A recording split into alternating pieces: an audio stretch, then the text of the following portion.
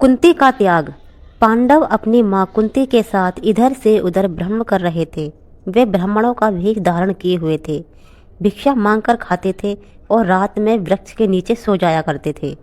भाग्य और समय की ये ऐसी अद्भुत लीला है जो पांडव हस्तिनापुर राज्य के भागीदारी हैं और जो सारे जगत को अपनी मुट्ठी में करने में समर्थ हैं, उन्हीं को आज भिक्षा पर जीवन यापन करना पड़ रहा है।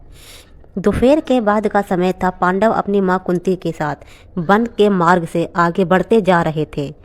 सहसा उन्हें देव व्यास जी दिखाई पड़े। कुंती दौड़कर वेद व्यास जी के चरणों में गिर पड़ी। उनके चरणों को पकड़कर बिखल बिखल कर रोने लगी। उसने अपने आंसुओं से उनके चरणों को धोते हुए उन्हें अपनी पूरी कहानी सुना दी। वेद व्यास जी ने कुंती को धैर्य बांधते हुए कहा, आंसू बहाने से कुछ नहीं होगा। जो ऊपर पड़ा है उसे धैर्य से सहन करो। जब अच्छे दिन आएंगे फिर सब कुछ ठीक हो जाएगा। चलो मेरे साथ चलो, मैं तुम्हें एक स्थान बता देता हूँ। कुछ दिनों तक वहीं रहकर समय काटो। वेद व्यास जी के पांडवों को एक नगर में ले गए। उस नगर का नाम एक चक्रा था। आज के बिहार राज्य में शाहाबाद जिले में आरा नामक एक बड़ा नगर है। महाभारत काल में आरा को ही एक चक्रा के नाम से पुकारा जाता था।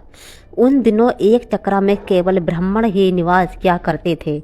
वेद व्यास जी पांडवों को एक चक्रा में पहुंचाकर चले गए। पांडव एक ब्राह्मण के घर में निवास करने लगे। पांचों भाई प्रतिदिन भिक्षा मांगने के लिए जाया करते थे। भिक्षा में जो अन्न मिलता था उसी से अपने जीवन का निर्वाह किया करते थे। उन दिनों एक चक्रा में एक राक्षस के द्वारा बड़े जोरों का आतंक फैला हुआ था। उस राक्षस का नाम वक था। वह दिन में वन में छिपा रहता था, रात में बाहर निकलता था और एक चक्रा में घुस जाता था। जिसे भी पता चलता था मार डालता था। खाता तो एक ही दो आदमी को था, पर 15-20 आदमियों के प्राण रोज ले लेता था। आखिर एक चक्रा के निवासियों ने वक से एक समझौता किया। प्रतिदिन नगर का एक आदमी अपने आप ही वक के पास पहुंच जाया करता था और वक उसे मारकर खा लिया करता था। एक ही आदमी की जान जाएगी, व्यर्थ में मारे जाने वाले लोग बच जाएंगे। वक ने भी इस समझौते को स्वीकार कर लिया था। उसे जब बैठे बिठाए ही भोजन मिल जाता था तो वह समझौते को स्वीकार क्यों ना करता। उसने समझौते को स्वीकार करते हुए चेतावनी दे रखी थी कि अगर समझौते का उल्लंघन किया गया तो वह एक चक्रा को उजाड़कर मिट्टी में मिला देगा। बस उसी दिन से क्रम क्रम से एक घर का एक आदमी वक के पास जाने लगा था। वक उसे खाकर अपनी भूख मिटा लिया करता था। संयोग की बात, एक दिन उस ब्राह्मण के घर की बारी आ गई जिसके घर में पांडव अपनी मां के साथ निवास करते थे। दोपहर के पूर्व का समय था। कुंती अपने कमरे में बैठी हुई थी। उस दिन भीम किसी कारणवश भिक्षा मांगने नहीं गया था। वह भी कमरे के भीतर कुंती के पास ही मौजूद था। सहसा कुंती के कानों में किसी के रोने की आवाज़ आई। रोने और विलाप करने का वह स्वर उस ब्राह्मण के कमरे में से आ रहा था जिसके घर में वह ठहरी हुई थी। जब कुंती ने विलाप का यह सकृण स्वर सुना तो वह ब्राह्मण के कमरे में जा पहुंची। उसने वहां जो कुछ देखा उसे वह देख नहीं पाई। ब्राह्मण के कुटुंब में कुल 3 ही प्राणी थे, ब्राह्मण, ब्राह्मणी और उसका एक युवा पुत्र। तीनों बिलख बिलख कर रो रहे थे। हाय हाय, अब क्या होगा, अब तो सब कुछ मिट्टी में मिलकर रहेगा। कुंती ने तीनों को रोता हुआ देखकर ब्राह्मण से पूछा, आप लोग क्यों रो रहे हो? तो क्या मैं जान सकती हूँ कि इस दारुण कष्ट ने आप तीनों को अत्यंत दुखी बना रखा है? ब्राह्मण ने आंखों से आंसुओं की बूंदें गिराते हुए उत्तर दिया, बहन, तुम सुनकर क्या करोगी? हमारा कष्ट एक ऐसा कष्ट है जिसे कोई दूर नहीं कर सकता। कुंती ने सहानुभूति भरे स्वर में कहा, हम तो गरीब ब्राह्मण हैं, सच हैं, हम आपके कष्ट को दूर नहीं कर सकते, किंतु फिर भी सुनने में हर्ज ही क्या है? हो सकता है हम आपके कुछ काम आ जाएं। जब कुंती ने बहुत आग्रह किया तो ब्राह्मण ने बक राक्षस की पूरी कहानी उसे सुना दी। कहानी सुनकर उसने सिसकते हुए कहा, बहन, हम कुल 3 ही प्राणी हैं। यदि कोई एक राक्षस के पास जाता है तो वह उसे मारकर खा जाएगा, हमारा घर बर्बाद हो जाएगा। इसीलिए हम सोचते हैं कि हम तीनों ही राक्षस के पास चले जाएंगे। हम इसलिए रो रहे हैं, आज हम तीनों के जीवन का अंतिम दिन है। ब्राह्मण की करुण कथा सुनकर कुंती बड़ी दुखी हुई और वह मन ही मन कुछ क्षणों तक सोचती रही। फिर बोली, मैं एक बात कहती हूँ, उसे ध्यान से सुनिए। मेरे पास 5 पुत्र हैं। आज मैं अपने एक पुत्र को आपके कुटुंब की ओर से राक्षस के पास भेज दूंगी। यदि राक्षस मेरे पुत्र को खा जाएगा तो भी मेरे 4 पुत्र शेष रह जाएंगे। कुंती की बात सुनकर ब्राह्मण चुप हो गया। उसने परोपकार में धन देने वाले की कहानियाँ तो बहुत सुनी थी, पर पुत्र देने वाली बात आज उसने पहली बार सुनी थी। वह कुंती की ओर देखता हुआ बोला, बहन, तुम तो कोई स्वर्ग की देवियात लग रही हो। मुझे इस बात पर गर्व है कि तुम्हारी जैसी देवी मेरे घर में अतिथि के रूप में है। तुम मेरे लिए पूजनीय हो। मैं अपने अतिथि से प्रेती दान लूँ, यह अधर्म मुझसे नहीं हो सकता। मैं मिट जाऊंगा, पर मैं अतिथि को कष्ट में नहीं पड़ने दूंगा। ब्राह्मण की बात सुनकर कुंती बोली, आपने हमें आश्रम देकर हम पर बड़ा उपकार किया है। आप हमारे उपकारी हैं। हमारा धर्म है कि आपको कष्ट में न पड़ने दें। आप अपने धर्म का पालन तो करना चाहिए, पर हमें अपने धर्म पालन से क्यों रोक रहे हो? कुंती ने जब बहुत आग्रह किया तो ब्राह्मण ने उसकी बात मान ली।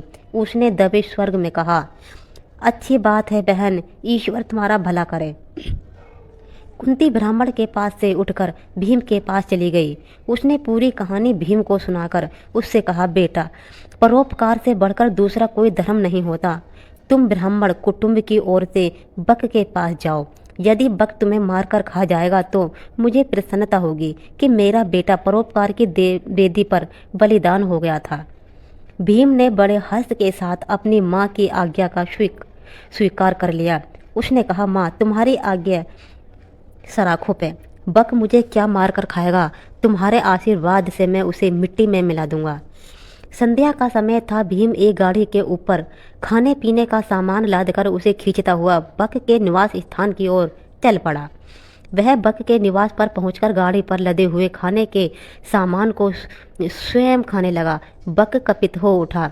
वह गर गजाता हुआ बोला, एक तो तुम देर से आए हो और ऊपर से मेरा भोजन खा रहे हो। इतना कहकर वह भीम पर टूट पड़ा।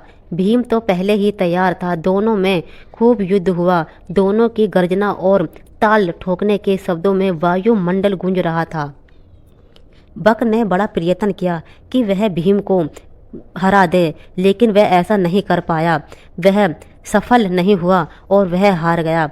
वह स्वयं भीम की पकड़ में आ गया। भीम ने उसे धरती पर गिराकर उसके गले को इतनी जोर से दबाया कि उसकी जीभ बाहर निकल आई। वह प्राण शून्य हो गया। भीम ने उसे उठाकर नगर के फाटक के पास फेंक दिया। उधर संध्या समय चारों भाई भिक्षा लेकर लौट रहे थे तो कुंती ने सब कुछ सुनकर वे बड़े दुखी हुए। उन्होंने अपनी माँ से कहा, तुमने भीम को अकेले भेजकर अच्छा नहीं किया माँ। हम भाइयों में वही एक ऐसा है जो संकट के समय काम आता है। कुंती ने अपने पुत्रों को समझाते हुए कहा, तुम चिंता क्यों करते हो? तुम देखोगे कि मेरा भीम बक को मिट्टी में मिलाकर आएगा। फिर चारों भाई भीम का पता लगाने के लिए चढ़ पड़े। वे अभी कुछ ही दूर गए थे कि भीम अपनी मस्ती में घूमता हुआ आता दिखाई दे रहा था। चारों भाई दौड़कर भीम से लिपट गए।